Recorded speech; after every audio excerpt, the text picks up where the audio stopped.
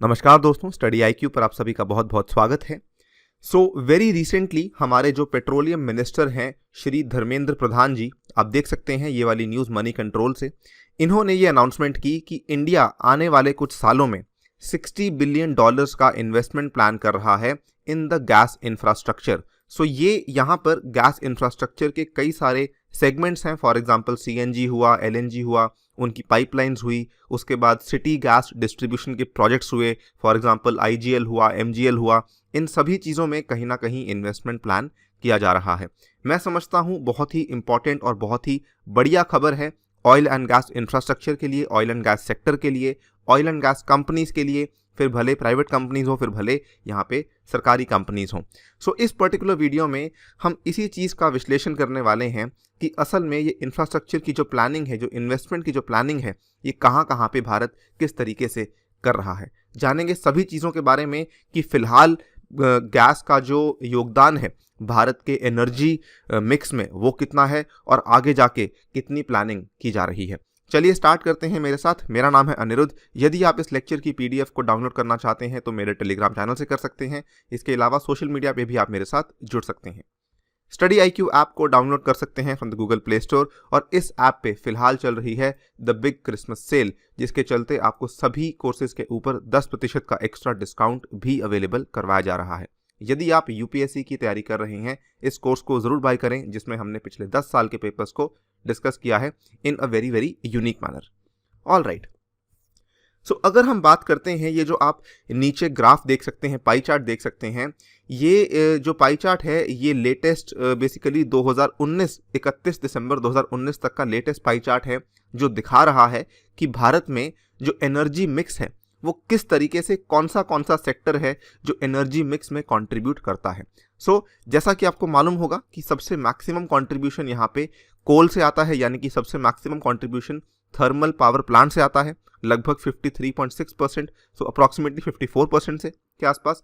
और पिछले कुछ सालों में भारत ने अपना जो डिपेंडेंस है वो कोल पे काफ़ी कम करते हुए डिपेंडेंस को काफ़ी बढ़ाया है ऑन द रिन्यूएबल एनर्जी। और इसमें भी अगर हम बात करें तो सबसे बड़ा बेनिफिशियरी जो रहा है वो सोलर पावर रहा है। लार्ज हाइड्रो भारत का पहले से ही यूनिक पॉइंट था, उसके बाद विंड पावर और सोलर पावर के ऊपर पिछले कुछ समय में काफ़ी ज़्यादा फोकस बढ़ा दिया गया था। और इसके चलते आप देख सकते हैं रिन्यूएबल एनर्जी का जो कंट्रीब्यूशन है वो आज की डेट में 35.9% के आसपास है।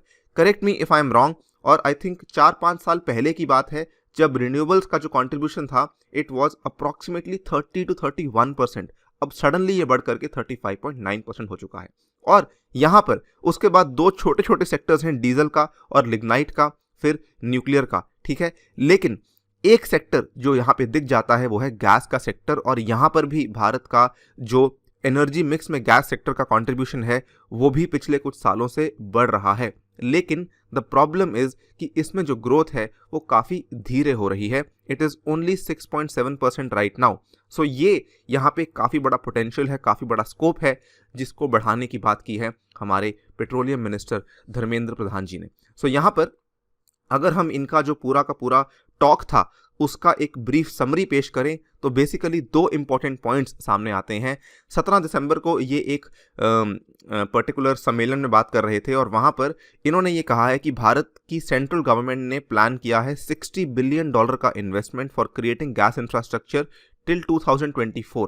मात्र 4 साल के अंदर अंदर गैस के इंफ्रास्ट्रक्चर को बढ़ावा देने के लिए $60 बिलियन का निवेश करने वाली है सरकार। And second important thing to notice कि इसके चलते इनका मानना है कि 2030 तक जो गैस का शेयर है एनर्जी मिक्स में वो कम से कम 15% हो जाएगा। ऑब्वियसली यहाँ पे आपको मालूम होगा कि हमारा जो टारगेट्स हैं अंडर पेरिस एग्रीमेंट, उसमें रिन्यूएबल एनर्जी के टारगेट्स हमारे बढ़ रहे हैं और गैस को भी बढ़ रहा है। बेसिकली जो कट शॉर्ट होगा वो होगा the most polluting sector, that is the coal वाला सेक्टर, जिसमें कि हमारा जो कंट्रीब्यूशन है एनवायरनमेंट की कंजर्वेशन में और भी ज़्यादा बेहतर हो सकता है। खैर, अगर आप इनका एग्जैक्ट स्टेटमेंट देखना चाहते हैं तो ये बातचीत कर रहे थे एसोकैम का जो फाउंडेशन डे वीक 2020 है, वहाँ पे इन्होंने क्लियरली कहा on the investments front we have envisaged a $60 billion spend in creating gas infrastructure till 2024।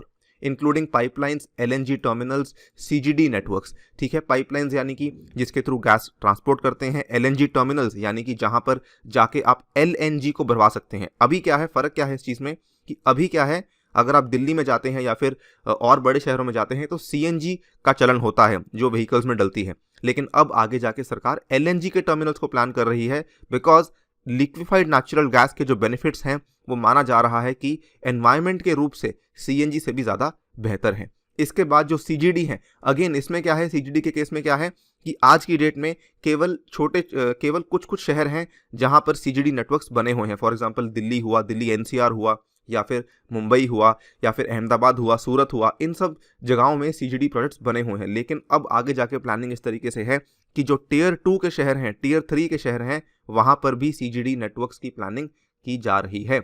So, we are ushering a gas-based economy by increasing the share of natural gas in India's primary energy mix from 6.2% to 15% by the year 2030. So, this is the larger vision जो कि यहाँ पे दिखाया जा रहा है through this particular statement. अगर हम बात करें, जस्ट पिछले महीने की बात है, गैस सेक्टर को लेके काफ़ी कुछ हो रहा है। लास्ट मंथ 19 नवंबर की न्यूज़ आप देख सकते हैं बिजनेस वर्ल्ड की। यहाँ पर धर्मेंद्र प्रधान जी ने फाउंडेशन स्टोन रखा था for first 50 LNG fueling stations. So आपको बता दूं, भारत ने आने वाले समय में कम से कम 1000 एलएनजी फ्यूल स्टेशंस प्लान किए हैं अक्रॉस द कंट्री। अगेन, अब ये जो एलएनजी फ्यूल स्टेशंस हैं ये इसलिए प्लान किए जा रहे हैं बिकॉज सीएनजी से बेटर मानी जाती है। यदि सीएनजी का प्रॉब्लम क्या होता है, सीएनजी के केस में आप ज़्यादा लंबी दूरी तय नहीं कर सकते हैं। सो सिटी ट्रैवलिंग के लिए सीएनजी इज़ फाइन, लेकिन आगे जाके प्लानिंग की जा रही है कि जो ट्रकिंग है, जो लंबी दूरी पे जाने वाले हमारे ट्रक्स हैं, जो बड़ी बड़ी गाड़ियां हैं, उनके लिए अब लिक्विफाइड नेचुरल गैस को एज ए ट्रांसपोर्टेशन फ्यूल देखा जा रहा है। So for long haul trucking LNG is being viewed as a very very important alternative, जिसमें 1000 एलएनजी फ्यूल स्टेशन प्लान किए गए हैं और पिछले महीने की बात है कि पहले 50 को इनॉग्रेट भी कर दिया गया है। So India has took off in that journey और हम काफ़ी अच्छे से प्रोसीड कर रहे हैं।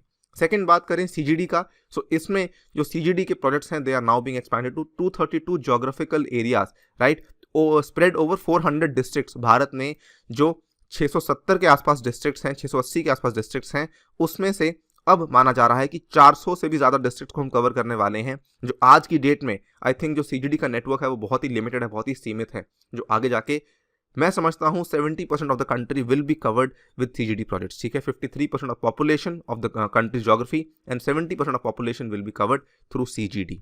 ठीक है, इनफैक्ट एक बहुत ही बड़ी अनाउंसमेंट जो कि इस पर्टिकुलर टॉक में इन्होंने करी, इन्होंने ये कहा, अगर आप इस इमेज को देखें यहाँ से आपको पता लगेगा, ये भारत के स्ट्रैटेजिक पेट्रोलियम रिजर्व्स हैं।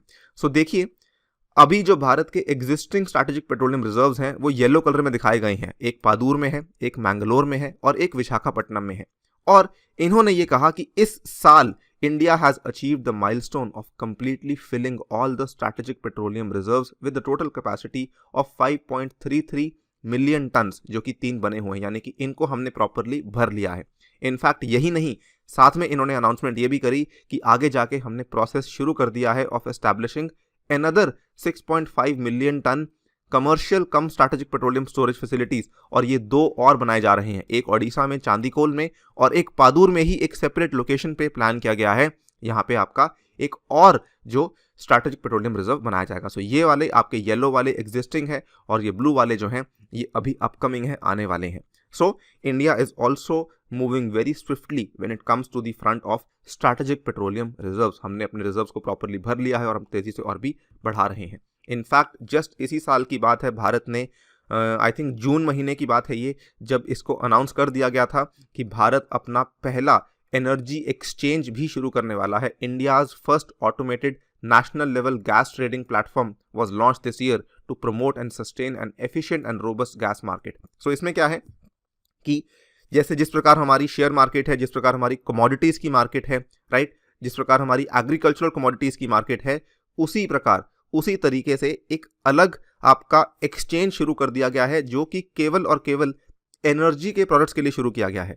सो ये भी एक काफ़ी बड़ी चीज़ है। So these are the various steps जो गवर्नमेंट ले रही है for the gas sector. I think हमें एक चीज़ समझ आती है, वो ये है कि आगे आने वाला फ्यूचर गैस के लिए काफ़ी बेहतरीन है और जिस तरीके से गवर्नमेंट उनको प्रमोट कर रही है, फैसिलिटेट कर रही है, आई थिंक आगे जाके ये और भी ज़्यादा ऊंचाइयों तक जा सकता है। I would like to conclude the video by saying what our minister has said for the sector. इन्होंने कहा है कि our energy demand has almost recovered back to pre कोविड-19 levels, particularly for petroleum products. We are confident that this recovery path in energy demand growth in India will sustain in the coming months.